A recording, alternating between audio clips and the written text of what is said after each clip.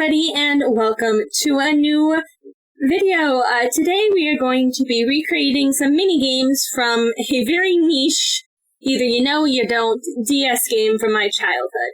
And that DS game is, I don't remember the title. Hey, editor me, put it up on the screen, image of the, box art.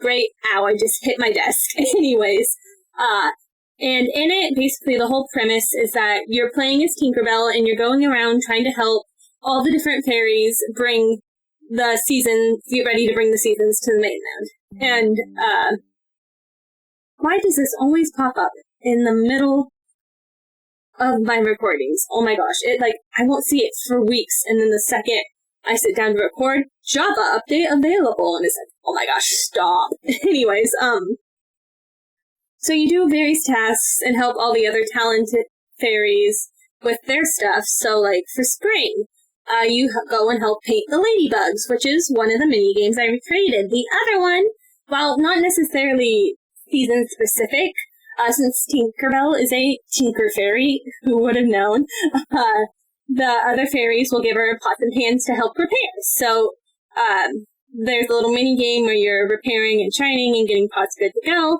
and that's the one I attempted to recreate. It's not as faithful as the Ladybug one, but you'll understand once we dive into that. So enough of my prattling, and let's go take a look.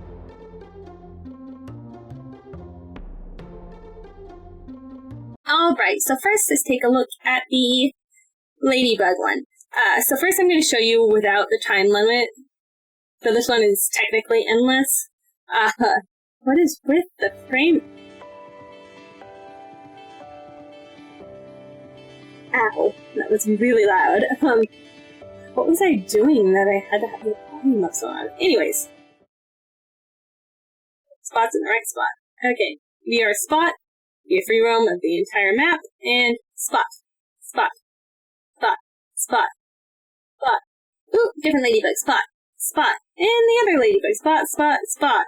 The fact that I got the 3 options in a row is amazing and never happens, but yeah. This is the premise. You're putting spots in the right spots on the ladybugs.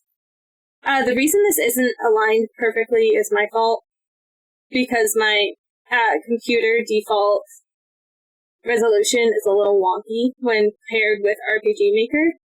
So, I just went with default resolution on the GIMP file that I used to make this. So, yeah.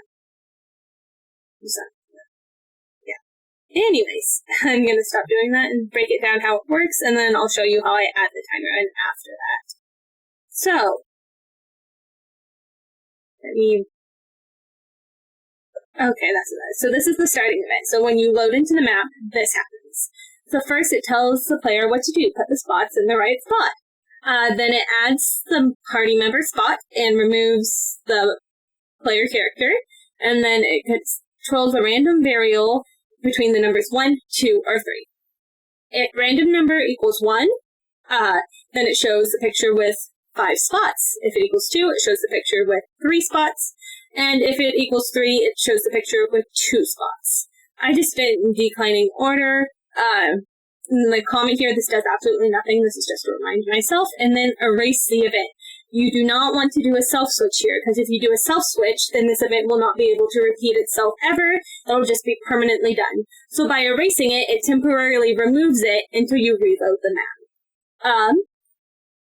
Anyways, these are just, so for the show, this one only appears on 1 random. So if random equals 1, then this is set to below characters and action button, so when you click it, it increases the number of spots and turns 4 on. And then your spot appears and you can't interact with this one anymore. The rest of these are the exact same, except for this has to also account for random 2 and 3. But no matter what, it switches you to number 1. So it goes 1, 2, 3, 4, 5. Depending on which random you know. So let's go, say you get random number 3. So it goes variable random number 3, set to parallel, and it's loop, so I put a label at the top and then a jump to label at the bottom. So if number of spots equals 2, then it increases the number of bugs and sets spots back to 0. Then it turns 1, 2, 3, 4, and 5 off, making all of these spots right here invisible again. Then it runs the same event that ran at the very beginning again. So after it erases the picture, same. Controls variable random 1 through 3, then same thing. And then the wait, and then the jump to the top. The wait is so that all of this can technically be ran instantaneously, but by adding the wait, it makes it slow down and run through it once, stop. Run through it twice, stop. Run through it 3 times, stop, instead of going 1, 2, 3, 4, 5, 6, 7, 8, 9, etc. So it just makes it the computer actually think. This is the same thing, except for if random equals 2. So if number of spots equals 3,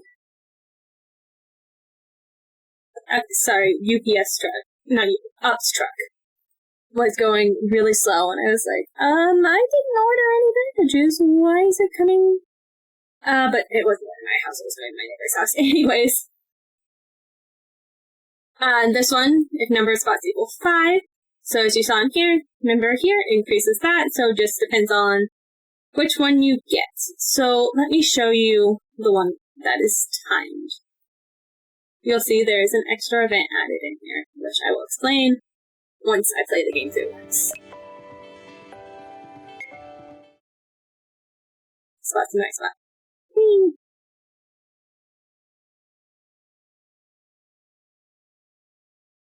Sorry if I'm silent during this, I'm very focused. I missed. Legend or mystery.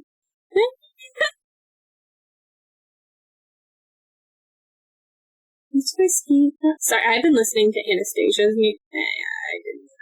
I painted 10 bugs. New record. Would you like to try again? And then,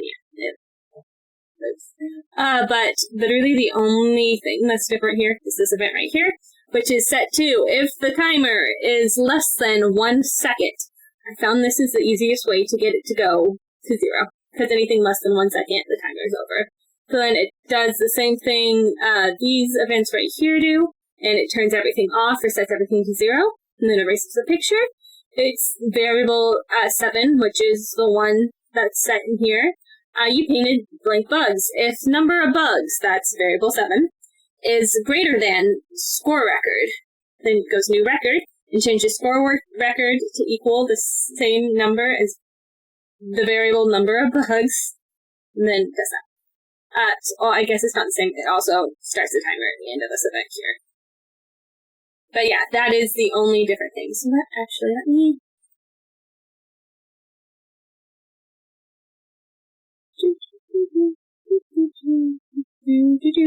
Sorry, that is very stuck in my head. Anyways. No, that's the pot I was looking at pictures. Yeah, so here are the ladybugs. There's the 5, the 3, and the 2. And they're just saved in pictures. Ignore the cards. That's for a different video. But, I'll do that for next event. But yeah, that is about it for the ladybugs. So let's jump into the next minigame, which is very, very similar in how I made it work. But let me show you. So we have a pot. We need to fill in this spot, and we need to fill in this spot, and this spot. Oh, another pot. Okay. So we need to fill in this spot, fill in this spot, and oh, that's the wrong one. Okay, so let's fill it with this one. And this is just going to keep going on and on, because I didn't feel like putting a timer on this one. If you did, you'd just do it the exact same way that I did for my ladybug one. It would work exactly the same, so I just didn't feel like repeating it. However, the difference is this time you have to choose a shape, and then you have to put that shape in one of 3 spots. So let's do the starting event, which I have it to auto-run parallel. It doesn't really matter in this case. It does matter sometimes, but in this case, it doesn't matter. The main difference, not like technicalities or anything on that, but like how it affects mechanics, I found, is that And on auto run event, the player is locked. There's usually the player just won't move around, but in a parallel event, the player can move around. So if you have a big cutscene, you're going to want to have it set to auto run, not parallel, because otherwise the player could end up really going in some weird thing and absolutely breaking the scene. But anyways, same random variable 1 through 3 erase event. Then we jump to here. This one happens when number of spots equals 3, so once you've done all of these ones, and it resets it. So it turns everything off and resets everything on. I use the same exact variables because I'm not having these exist at the same time in the same game. They're each individual thing. So I use the same variables. I'm so sorry, I just hit the microphone.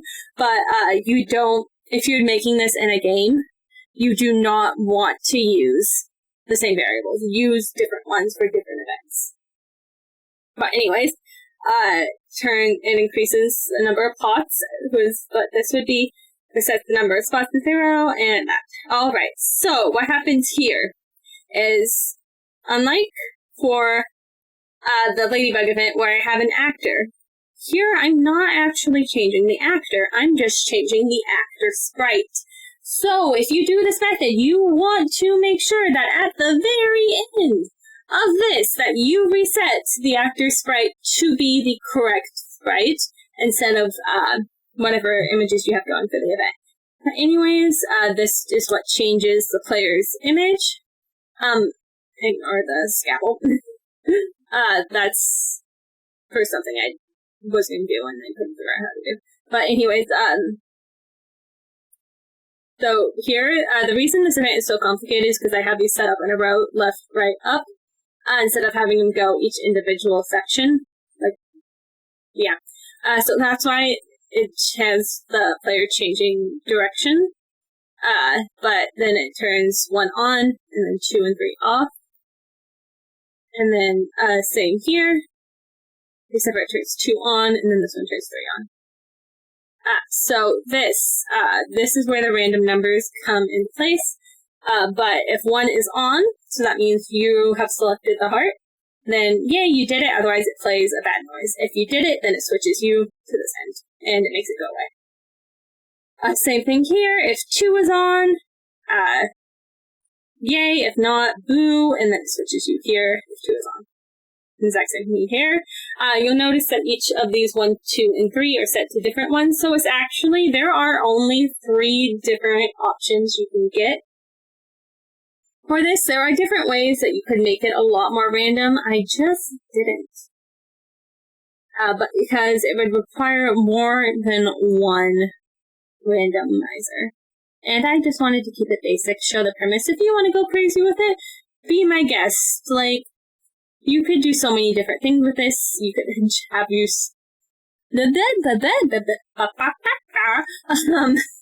you could have your players solving, like, those puzzles that they give children where this shape, the circle goes in the circle hole type thing. I don't know why I said it like that. I feel like there's, like, a vine or something for that I'm just not remembering at this point in time, and that's why my brain went there. But, yeah. That is about it. Thank you all so much for watching, and if you have any other mini-games you'd like to see me try and recreate in RPG Maker, please leave them down in the comments below. Occasionally, I'll get, like, this big burst of, like, oh, I can do this, this, and this, but then, for, most of the time, I'm just left here sitting going,